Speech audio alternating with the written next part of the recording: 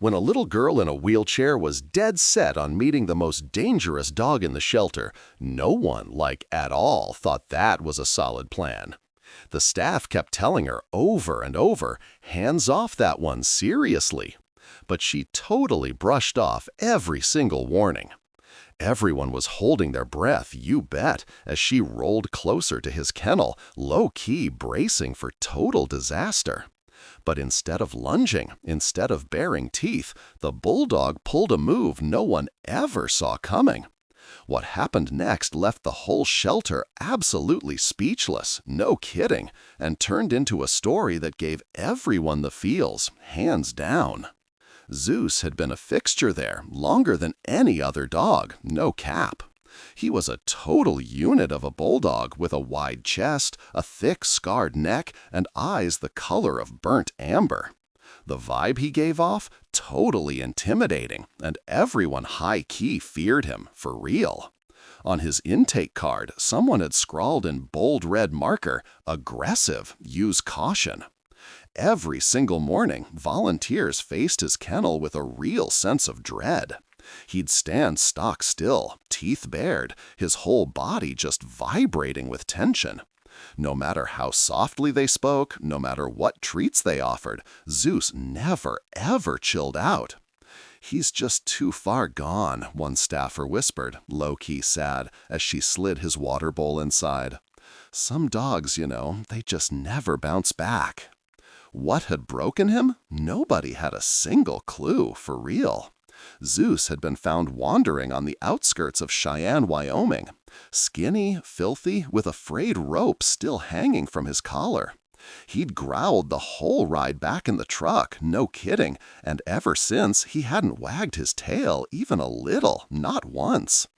Instead, he just paced back and forth all day, every single day, like he was on the hunt for something he just couldn't put his paws on. And when the shelter got quiet at night, his deep, aching howls would echo through the halls, high-key breaking even the hardest hearts. Talk about a total vibe killer. Truth be told, most folks had given up on him ever being truly saved. So, before we dive deeper into this incredible story, listen up. If you believe in the true power of empathy to change everything, if you high-key believe that real connection can literally heal even the deepest wounds, then do us a solid and hit that like button, subscribe to MAGSMAN, and share this with anyone who needs a major dose of belief in the extraordinary power of compassion, no cap. Your support, you bet, helps us keep spreading stories that truly inspire the world. But then, boom, the little girl showed up. The bell over the shelter's door jingled, and in rolled Sarah with Emily. Her hands were just resting in her lap, her long brown hair pulled back with a pink ribbon that was perfectly matched to her wheelchair's rims. "You really sure about this, sweetie?" Sarah asked super gently. Emily just nodded. "I just want to see them," she whispered softly.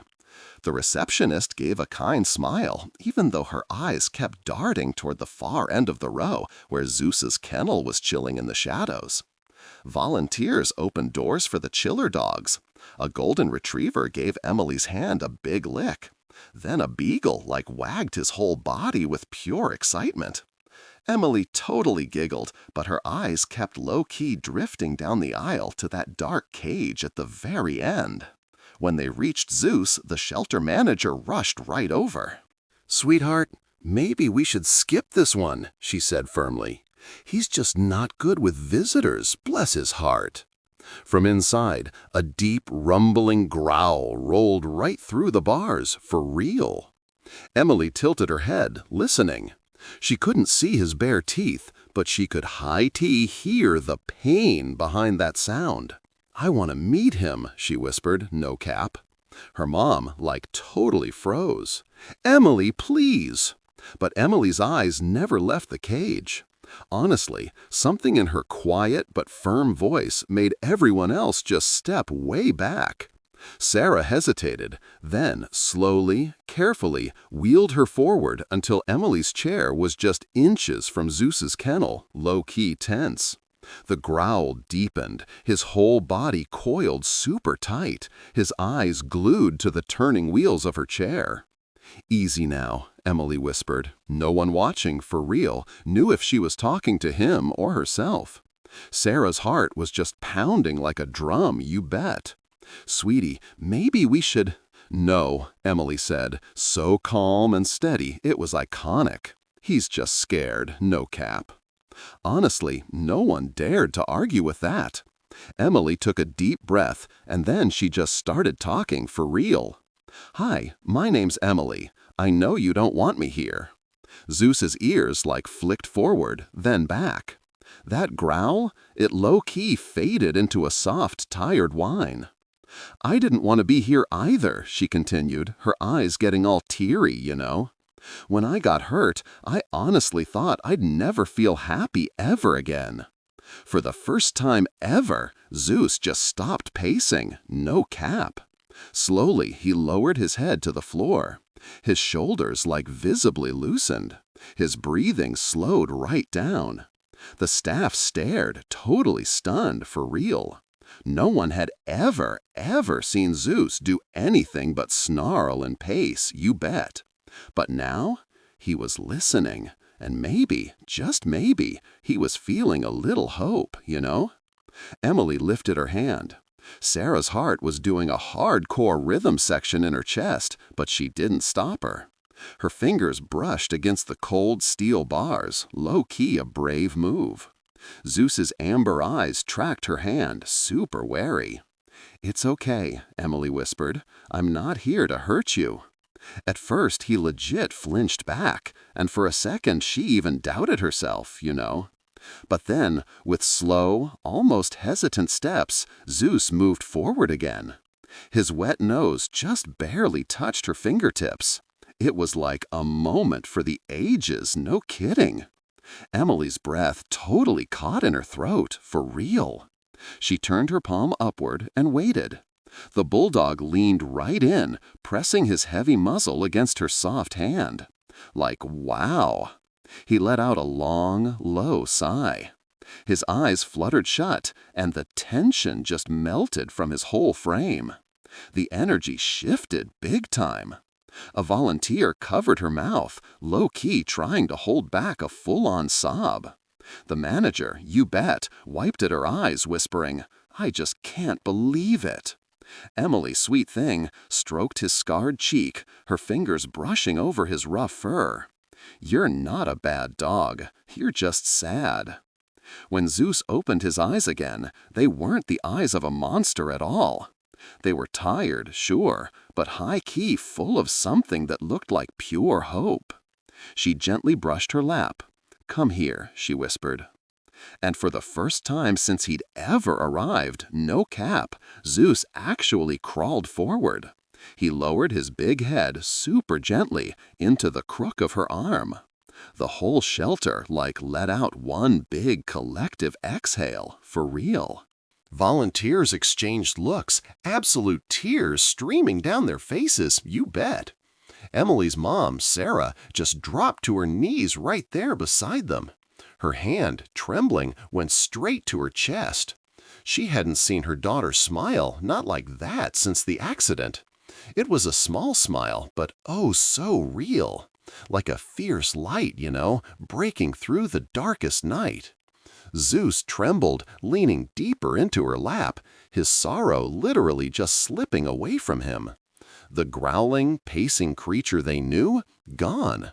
In its place was a dog who finally, high-key, belonged again. It was iconic. "He's never, ever let anyone touch him before," a volunteer whispered, totally stunned, you bet. Emily rested her cheek against Zeus's head, her tears soaking into his fur. "You were waiting for someone to love you," she murmured, soft and low. "And for real, I was waiting too." Zeus let out a deep, contented sigh, closing his eyes, total chill. That afternoon, you know, when Sarah signed the adoption papers, literally no one said a single word about caution or danger, no cap. Everyone just knew something absolutely unexplainable, almost magical had gone down. Weeks later, Zeus walked proudly right beside Emily's wheelchair, matching her slow pace down their street in Cheyenne, Wyoming. What a vibe! Neighbors stopped and watched, their eyes wet with happy tears, you bet. And in that whole community, everyone high-key agreed. The day Zeus met Emily, that was the day they both truly came back to life for real. If this story, really hit you in the feels, if it reminded you that true understanding goes way beyond words and expectations, and that finding a kindred spirit can literally bring both of you back to life, no cap, then please do yourself a favor and hit that like button, subscribe to MAGSMAN, and share this with someone who high-key needs to hear about the amazing healing power of connection. Your support, you bet, helps us keep sharing stories that genuinely matter. Before we wrap things up, I gotta ask you, what do you think was the most profound lesson Emily taught Zeus, and honestly everyone else, about what it truly means to be seen and loved? Drop your thoughts in the comments. I read them all, no cap.